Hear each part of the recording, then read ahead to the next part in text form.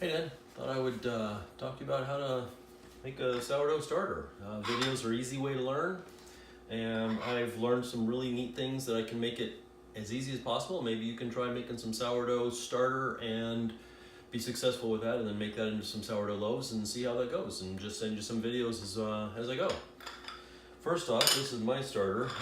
You can see the holes. It's nice. It's got a really good it's capturing the carbon dioxide well. It smells good. Well, it doesn't smell good. It smells like the smell of good bread to me. This is one that I keep in the fridge. This is the extras because when I'm feeding this, I throw away almost all of it and just keep just a little bit and feed it with fresh, new. But for now, we're gonna start with nothing because we're gonna have a starter from scratch with no yeast at all. What we need for that, and the best thing, you don't have to, you can start with just regular flour, but rye flour is good to work with because supposedly rye flour or whole wheat flour, because they have supposedly more, well, what I've read is more enzymes, so that makes it happen a little quicker, easier.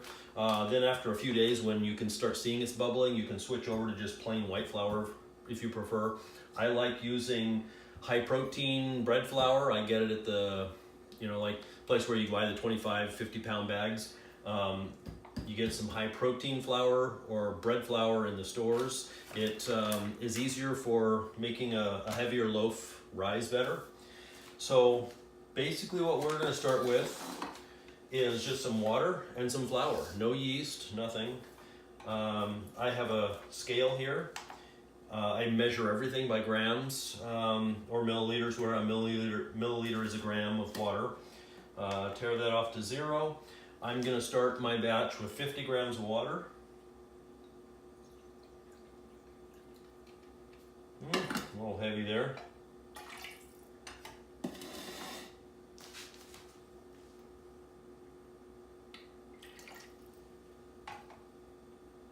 Okay, and 50 grams of rye flour. You can use just white flour, it works just fine. It may just take an extra day or so, it's not a big deal. We're talking days as a matter of, usually you'll start seeing activity within 3 or 4 days. So I'm gonna bring this up to 100 then grams. That makes it 50 grams of each.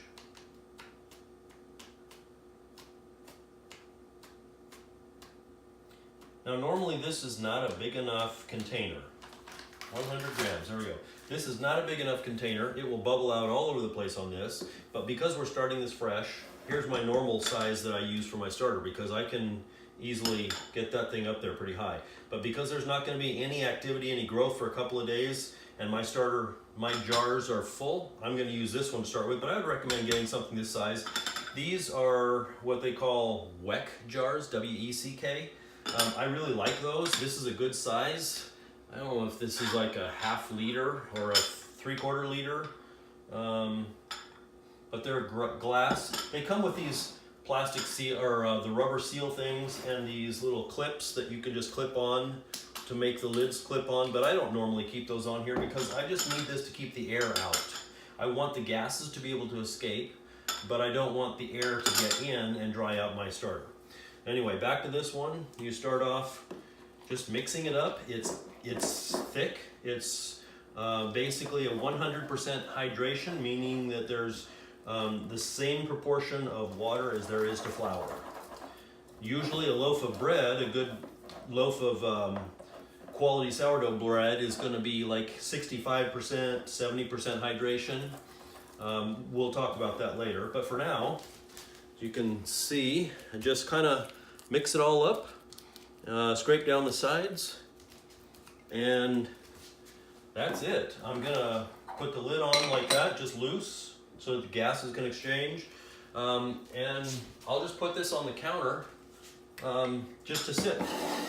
And once a day, some people will say twice a day. If you want, you may be able to get it happen faster. If you want, you can then go feed this, like it's nighttime, so in the morning when I'd get up, I would take and dump out all but 10 grams of this. This is 100 grams right here. You're gonna dump out all but 10 grams, hardly anything. It's basically like a tablespoon. And then you're gonna put in 50 grams of water and 50 grams of fresh flour again. Stir it all up and then let it sit.